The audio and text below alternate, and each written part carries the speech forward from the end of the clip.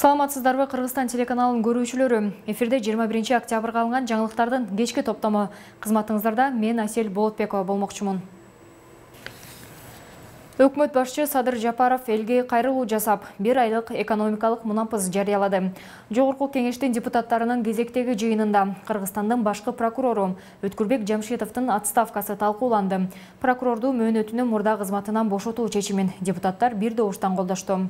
Бишкек шаардык мэриянын имаратынын алдында Нариман Тюлеевдин шаар башчысынын милдетин аткаруучу болуп дайындалышына нааразы болгондор чогулду.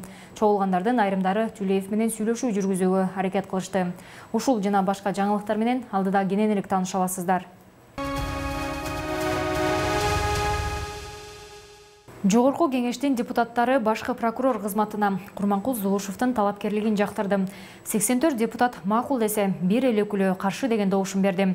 Курманкул Зулушев Бишкек шаардык сотунун мурдагы судьясы, 2013-жылы шаардык соттун судьясы болуп турганда кылмышка айыпталган ата журттун ал кездеги депутаттары Камчыбек Ташиев, Садыр Жапаров жана Талант Мамытовду актоо чечимин чыгарган. Көп өтпөй Зулушев соттор кеңеши тарабынан судьялыктан бошотулган. 2015-жылы парламенттик шайлоодо Республика Ата журт партиясынын тизмеси менен депутат болгон. 28 мартта парламентте Зулушев өкмөт үмүттүү актабаганын, саясий жактан да, экономикалык жактан да банкрот абалына кептелгенин айтып чыккан. Депутат өкмөттү жаңылоо же алмаштырууга мезгил келгенин билдирген. Курманкул Зулушев Алмазбек Атамбаевдин экс-президенттерди кол тийбестиктен ажыратууга багытталган мыйзам долбоорунун демилгечилеринин бири болгон. Мына азыр жооптуу кызмат ушундай кырдаалда чоң жоопкерчилик жүктөлдү. Ушул ишеничти чоң ишенич менен колдоп бергениңиздерге ыраазымын. Баарыңыздарга рахмат. Кудай буйруса сиздердин ишеничиңиздерди ушу алган билим, тажрыйба менен мен актайм деп ойлойм. Рахмат баарыңыздарга. Бирбол фракциясынын лидери Алтынбек Сулаймановдун демилгеси менен бүгүн 21 октябрда Жогорку кеңеш шайлоо мыйзамдардын өзгөртүү тууралуу мыйзам долбоорун карап, биринчи окууда кабыл алды. Демилгечи депутаттардын бири Алтынбек Сулайманов кесиптештерине бул үчүн ыраазычылыгын билдирди.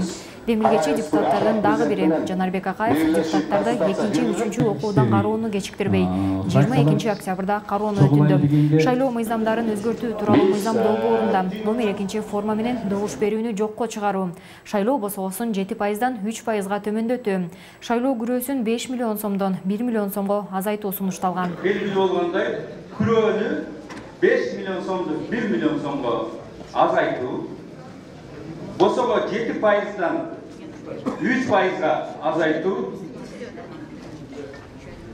форма 2-ни жокко чыгаруу, форма 2-нин жөнгө салуусу жанагы 2-3 норма бар экен, ошону киргизебиз. Ал командировкага барганда же ооруп жатса, райондон же областтан келип Бишкекте же район центринде ошол жерде больницада ооруп жаткан болсо, справканын негизинде ал эми бир жакта бир областта жашап, башка областта иштеп аткан болсо, ошол иштеген жеринен ушундай мурдагы калыбына келтирүү. Ал эми форма 2 биз баарынын укуктары студенттердин же башкалардын 10 жылдап мына ички миграциялардын жашаганына байланыштуу туура ой менен мурда кабыл алганбыз. Мына сиздер баарыңыздар өзүңүздөр көрөсүздөр.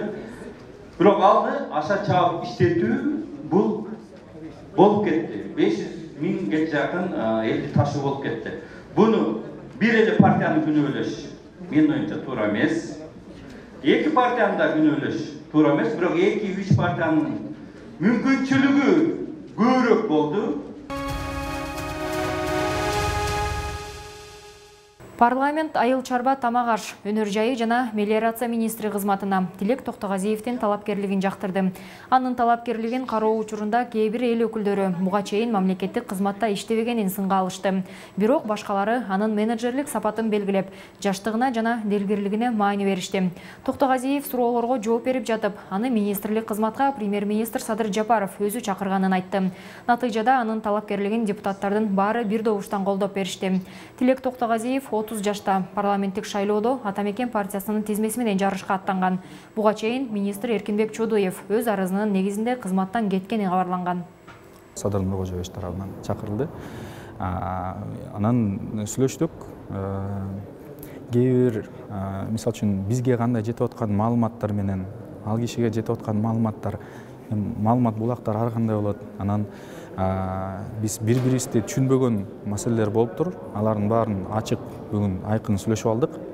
Бири-бирибизге эми ынтымактуу болуп иштешип, эң негизги нерсе бул азыр Кыргызстанды ушул экономикалык, саясий кризистен чыгаруу. Президенттин милдетин аткаруучу өкмөт башчы Садыр Жапаров кезектеги кайрылуусун жасап, жалпы журттун жүгүн көтөрүү үчүн бүгүндөн тарта расмий түрдө өлкөдө экономикалык амнистия жарыялаганын айтты. Урматтуу мекендештер, ушул күндөрү мамлекеттик бийлик бутактарына олуттуу милдеттер жүктөлүп жатат. Анын ичинде Кыргыз Республикасынын президенти жана өкмөт башчынын милдетин аткарып жаткан мага өтө чоң жоопкерчиликтүү ыйгарым укуктар берилди. Мындан улам бизге ишеним арткан жалпы журттун жүгүн көтөрүү үчүн бүгүндөн тартып мен расмий түрдө өлкөдө экономикалык амнистия жарыялайм. Максатым мамлекеттик бюджетти толтуруу, кошумча киреше алуу, өлкөдөн чыгып кеткен жана чыгып жаткан мыйзамсыз капиталды кайра кайтаруу, офшордук эсептердеги акчаларды кайрып келүү, көмүскө бизнестин ресурстарын толугу менен мыйзамдаштыруу, ишкердик чөйрөнүн баарына тең шарттарды түзүү, макроэкономикалык оң натыйжаларга жетишүү, өлкө экономикасына зарыл болгон каражатты тезинен табуу, мамлекеттик тышкы карыздарды төлөө. Бул максатка жетүү үчүн соңку 30 жыл бою эң кирешелүү тармактар болгон энергетика, бажы, салык, дары-дармек, лицензия берүүчү, тоо-кен жана башка тармактарда өзүнүн коррупциялык схемаларын түзүп, элдин рызкысын тоноп жүргөн коррупционерлерге, ар кандай компанияларга үлүштөргө отуруп алган мурдакы чиновниктерге, ири ишканалардын акцияларына рейдерлик жол менен мыйзамсыз ээ болуп алган атка минерлерге, салыктарды төлөбөй качып жүргөн жарандарга, кирешесин аз көрсөтүп жүргөн ишкерлерге, мыйзамдарды бузуп жүргөн чиновниктердин тобуна, министрликтер менен ведомстволордун жетекчилерине, бажычыларга жана финансисттерге 30 күн убакыт берем. Силер өзүңөр деле ар бир тармак боюнча коррупциялык схемаларды абдан сонун билесиңер. Аларды өзүңөр ачыкка чыгаргыла. Анын баарын мамлекеттик казынага кайтарып бергиле. Мамлекеттен алган казынадан жеп жаткан, жаап жашырган ар бир тыйынды өз ыктыярыңар менен ордуна койгула. Мүлкүңөрдү, чыныгы капиталдарыңарды ачыкка чыгаргыла. Азырынча мен силерге убакыт жана мүмкүнчүлүк берип жатам. Кыска мөөнөттүн ичинде экономикалык мунапыс берүү жана акча каражаттарын кыймылдуу, кыймылсыз мүлктү мыйзамдаштыруу үчүн укуктук ченемдик негиздер даярдалат. Эскерте кетсем, бул иш-чара бир гана жолу болот. Ошондуктан жогоруда аталган адамдар жакшылап ойлонуп, капиталына жана мыйзамдуу жүгүртүүдөн чыгарылган мүлкүнө мунапыс алуу үчүн ушул учурду колдонуп калышы керек. Укук коргоо, тергөө органдары менен кызматташып, ички инвестиция жасап, акчаларды экономикабызга кайтарып бергиле. Ошондо баарыңарга административдик жана экономикалык кечиримдер болот. Мен декларациялануучу мүлктөр менен кирешенин кол тийбестигине кепилдик берем. Мүлктү жана кирешени ыктыярдуу түрдө декларациялоо процессинде сыр сакталат. Эгерде экономикалык амнистияны пайдаланбасаңар, мыйзам чегинде катуу чаралар көрүлөт. Президенттин милдетин аткаруучу Садыр Жапаров жергиликтүү маалымат каражаттарына берген маегинде учурдун чоң жаңылыгы болгон мамлекеттик бажы кызматынын төрагасынын мурдагы орун басары Райымбек Матраимовдун кармалып, кайра бошотулушу боюнча пикирин айтты. Буга чейин 2 жыл мурун Алмазбек Атамбаевди камадыңар. Райымдан 3 эсе бай, миллиардтары бар, 1 тыйын төктүрдүңөрбү. 2 жылдан бери мамлекеттин эсебинен багып жатабыз. Кубанычбек Кулматовду камадыңар. Райымдан 2 эсе бай, мамлекетке 2 тыйын төктүрдүңөрбү? Жок. Аны дагы мамлекеттин эсебинен багып жатабыз. Ошол сыяктуу эле Албек Ибраимов, Сапар Исаков жылуулук электр борбору боюнча деп жатат. Эшматов, Ташматов жана башкалар бирөөсүнүн мамлекеттик казынага 1 тыйын төктүрдүңөрбү? Жок. Мен башкача жол менен кетип жатам. Менин иштөө стилим башкача. Муну биз 7 өлчөп бир кесип жатабыз. Ошондуктан мен силерден суранам, бир эле Райым эмес, баардык коррупционерлер кусат. Биз кустуруу жол менен кетебиз. Андай кылбайбы? Камакка алынат. Кечээ күнү кармалгандан кийин дароо 80 миллион сом төктү. Тергөө органдары менен иштеше турган болду. Ноябрдын аягына чейин 2 миллиард сом төгөт. Эми бул башы эле, азыр изилдене элек. Президенттин милдетин аткарып жаткан премьер-министр Садыр Жапаров 16 октябрда Кыргыз Республикасынын президентинин ыйгарым укуктарын аткарууну кабыл алуу жөнүндө жарлыкка кол койду. Бул тууралуу маалыматты президенттин сайты 20 октябрда жарыялады. Президенттин сайтына жарыяланган жарлыкта өлкөдө коомдук саясий абалды тезирээк турукташтыруу максатында баш мыйзамдын 65-68 беренелеринин негизинде Садыр Жапаров президенттин милдеттерин аткарууга киришип жатып токтом кабыл алганы жазылган. Ага ылайык башкы прокуратурага, УКМКга, мамлекеттик чек ара кызматына, экономикалык кылмыштарга каршы күрөш боюнча мамлекеттик кызматка, ички иштер министрлигине аткаруу жана жергиликтүү өз алдынча башкаруу органдарынын өз милдеттерин аткарышына көзөмөлдү күчөтүү, улуттук коопсуздукту камсыздоо, чек арадан мыйзамсыз өткөн учурларга катуу тыюу салуу, менчик укуктардын криминалга мыйзамсыз өтүшүнө, криминал менен кылмыштуу топтордун ишине тыюу салуу боюнча иштерди күчөтүү тууралуу тапшырмалар берилген. Улуттук банк менен өкмөткө коммерциялык банктардын туруктуу иштешин камсыз кылуу, өлкөдөн капиталдарды мыйзамсыз чыгарууга бөгөт коюу милдети жүктөлдү. Өкмөткө ошондой эле мүлктү мыйзамсыз алып коюуга жол бербөө, инвесторлор үчүн жагымдуу шарттарды түзүү, жеке капиталды жана менчикти коргоо боюнча чараларды көрүү тапшырылды. Жарлык кол коюлган күндөн тартып күчүнө кирет. Кыргызстан Россия Федерациясы менен стратегиялык өнөктөштүктү жана союздук мамилелерди чыңдоого чоң маани берет. Бул туурасында президенттин милдетин аткаруучу премьер-министр Садыр Жапаров Россия Федерациясынын Кыргызстандагы элчиси Николай Удовиченко менен жолугушууда билдиргенин өкмөттүн маалымат кызматы кабарлады. Жапаров өлкөдөгү ички саясий абал турукташканын белгилеген. Ал ошондой эле коронавирус инфекциясынын жайылышына байланыштуу кыйын кырдаалда көмөк көрсөткөндүгү үчүн Россия тарапка ыраазычылык билдирди. Ал эми элчи Удовиченко Садыр Жапаровду Кыргыз Республикасынын премьер-министри кызматына дайындалыш менен куттуктап, Россиядан кошумча инвестиция тартууга басым жасалганын белгиледи. Премьер өлкөнүн баш мыйзамга ылайык орус тили расмий тил боюнча калаарын, анын макамын өзгөртүү боюнча ою жок экенин белгилеген. Буга байланыштуу ал Кыргызстандын айылдарында жашаган жарандарга сабак берүү үчүн орус тили мугалимдеринин санын көбөйтүү өтүнүчүн билдирген. Тараптар Кыргызстанга финансылык көмөк көрсөтүү, өлкөлөр ортосундагы үзгүлтүксүз каттамдарды көбөйтүү, социалдык экономикалык абалды жакшыртуу маселелерин дагы талкуулашкан. Жогорку кеңештин депутаттары Кыргызстандын башкы прокурору Өткүрбек Жамшитовду мөөнөтүнөн мурда кызматынан бошотуу чечимин бир добуштан колдоду. Бул маселе бүгүн жалпы жыйында талкууланды. Депутат Талант Мамытов жыйын алдында журналисттердин суроосуна жооп берип жатып, башкы прокурор кызматына Курманкул Зулушевдин талапкерлиги президенттин милдетин аткаруучу Садыр Жапаров тарабынан сунушталганын билдирген. Курманкул Зулушев өзү бул боюнча журналисттерге комментарий берип, баш прокурорлукка барууга ооз-эки түрдө сунуш алганын айтты. Буга чейин башкы прокурор кызмат ордуна депутат Талант Мамытов барары айтылып жаткан. Өткүрбек Жамшитов 2018 жылдын 26 апрелинде Кыргызстандын башкы прокурор болуп дайындалган болчу. Марат Пирназаров УНА мамлекеттик мекемесинин директору кызматынан бошотулду. Бул тууралуу өкмөттүн сайтына жарыяланды. Тийиштүү буйрукка премьер-министр Садыр Жапаров кол койгон. Ошондой эле өкмөт башчынын дагы бир буйругу менен УНА ишканасынын директору болуп Турусбек Түмөнбаев дайындалды. Аны мамлекеттик каттоо кызматынын төрагасы сунуштаган. 20 декабрга белгиленген парламенттик шайлоого 456 миллион 70 миң сом сарптоо пландалууда. Бул тууралуу Борбордук шайлоо комиссиясынын төрайымы Нуржан Шайылдабекова билдирди. Кайра өтө турган шайлоонун сметасынын долбоору 456 миллион 70 миң сомду төзөт. Бул боюнча финансы министрлигине билдирүү жибердик. Ошондой эле өкмөткө каржы жана башка консультациялык иштер боюнча биргелешип иш алып барууга даярбыз деп маалымат бердик, деди төрайым. Шайылдабекованын айтымында буга чейинки шайлоодо 200 миллион сом үнөмдөлгөн. Ошондой эле учурда эл аралык уюмдар менен жардам көрсөтүү боюнча сүйлөшүүлөр жүргүзүлүп жатат. Республикалык штабтын маалыматына ылайык, өлкөдө 21 октябрга карата коронавирус менен катталгандардын жалпы саны 53.459 жетти. Кыргызстанда акыркы бир сутка ичинде COVID-19 илдетинин 549 жаңы учуру катталды.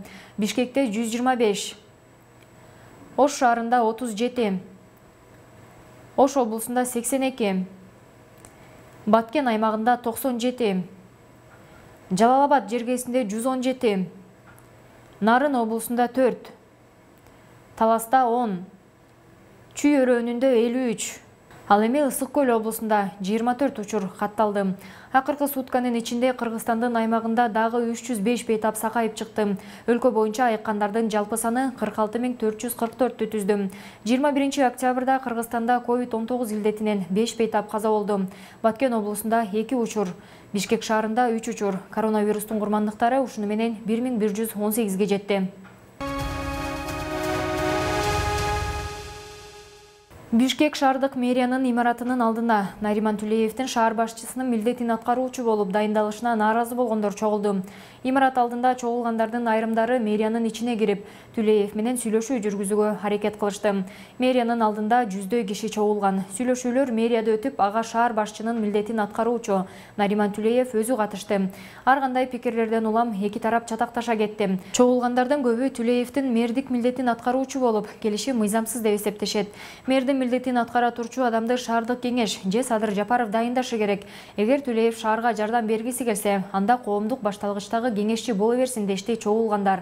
Түлеев чогулгандар менен жолугуп президенттин милдетин аткаруучу жана премьер-министр Садыр Жапаровга кездеше турганын билдирди.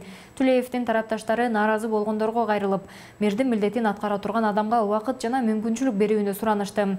Алардын айтымында кыш жакындап калгандыктан шаарды жылуулук сезонуна даярдаш керек.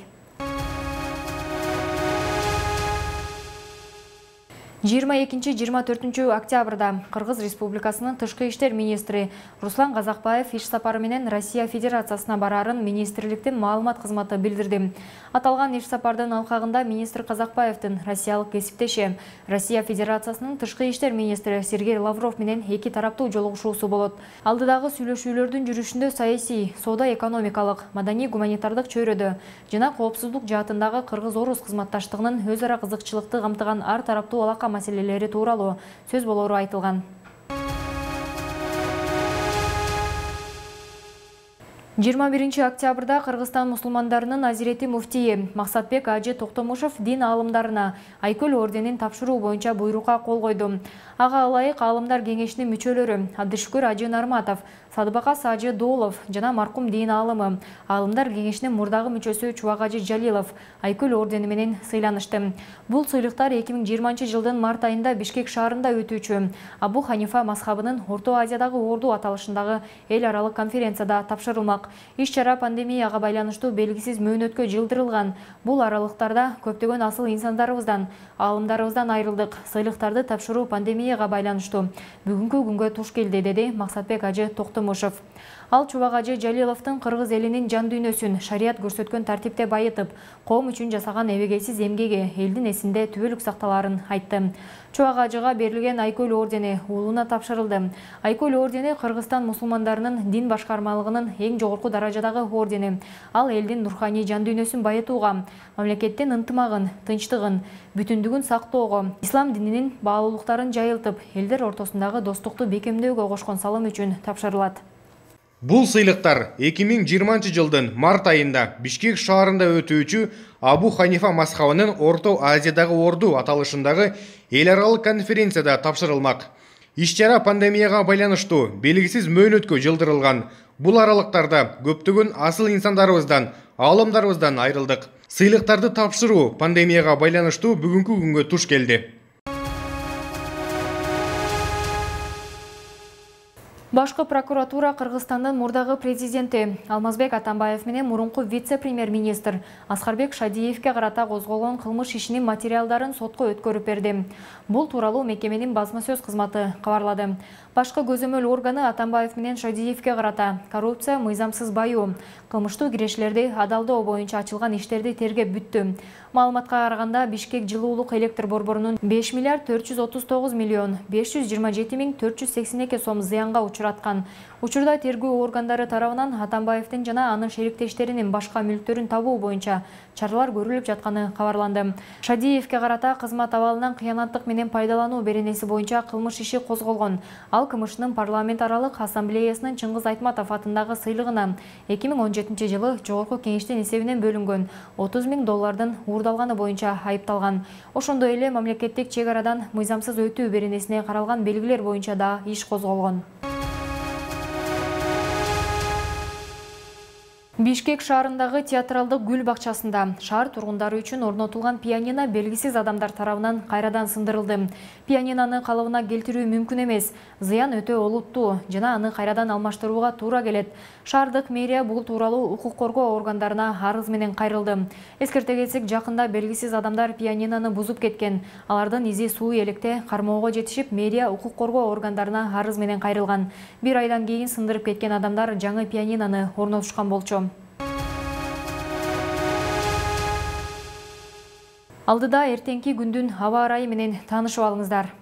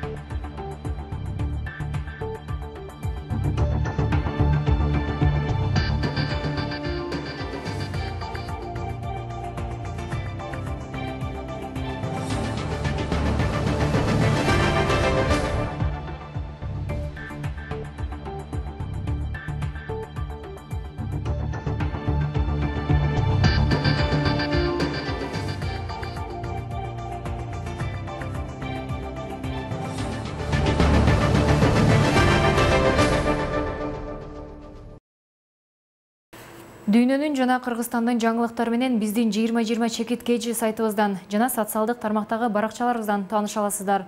Ушуну менен кечки алынган жаңылыктар аягына чыкты. Кийинки эфир аркылуу жолугушканча сак саламатта туруңуздар.